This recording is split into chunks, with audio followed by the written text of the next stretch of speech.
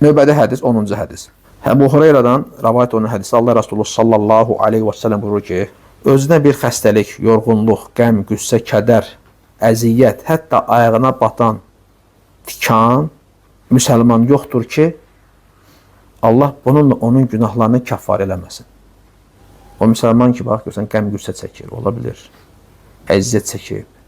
Hətta ayağına batan tikan sayəsindədir Allah-u Teala onun xətalarını bağışlayır, xətaları üçün bu nədir? Kəffarədir. Bəli, yorğunluq, xəstəlik, qəm, qüssə, kədər, ayağa batan tikan müminin günahları üçün kəffarədir. Allahın bizə olan lütfü deyilmi? Görürsən, bəzən günah edirik, tövbə eləməmişik, unutmuşuq, yadımızdan çıxıb. Bəzən bir günah edirsən, görürsən, fikirləsən, heç olmazdı, indi bir günah elədim də, kiçik günahdır məsələn. Fərqinə varmırıq da, düzdürmü? Lakin görürsən, bu əməllər günahlara kəffarədir. Bəzən tövbə eləməksən, unudursan, yaddan çıxdı, getdi.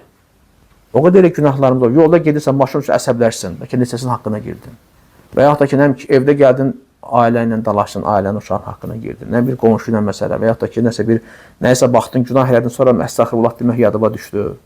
Və yaxud da ki, o qədər günahlar var ki, məsələn, insan fikirləşir şəklində kiçik günahdır və yaxud da tövbə eləyərəm.